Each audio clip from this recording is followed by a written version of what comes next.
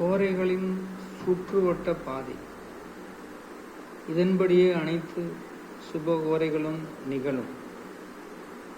உதாரணமாக ஞாயிற்றுக்கிழமை என்று எடுத்துக்கொண்டால் 6 to 7 சூரிய கோரை, அடுத்தது சுக்கிர கோரை 7 to 8, 8 to 9 புதன் கோரை, 9 to 10 சந்திர கோரை, 10 to 11 சனி கோரை, 11 to 12 குரு கோரை, 12 to 1 செவ்வாய் கோரை, 1 to 2 சூரிய கோரை, மறுபடியும் 2 to 3 சுக்கிர கோரை,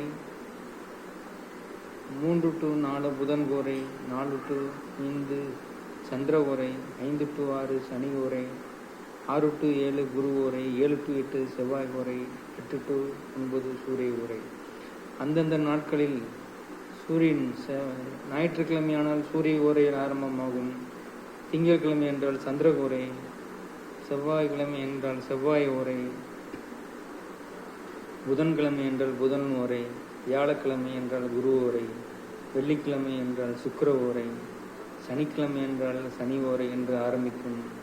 இதிலே ஒவ்வொன்றாக நீங்களே ஈஸியாக கணக்கிட்டுக் கொள்ளலாம். இன்று புதன்கிழமை என்றால் காலையில் 6 to 7 புதன்கிழமை, அதுக்கு அடுத்து வரும் 1 மணி நேரம் சந்திர ஓரை, அதுக்கடுத்த 1 மணி நேரம் சனி ஓரை, அதுக்கடுத்து 1 மணி நேரம் குரு ஓரை என்றே நாம் ஈஸியாக கணக்கிட்டுக் கொள்ளலாம்.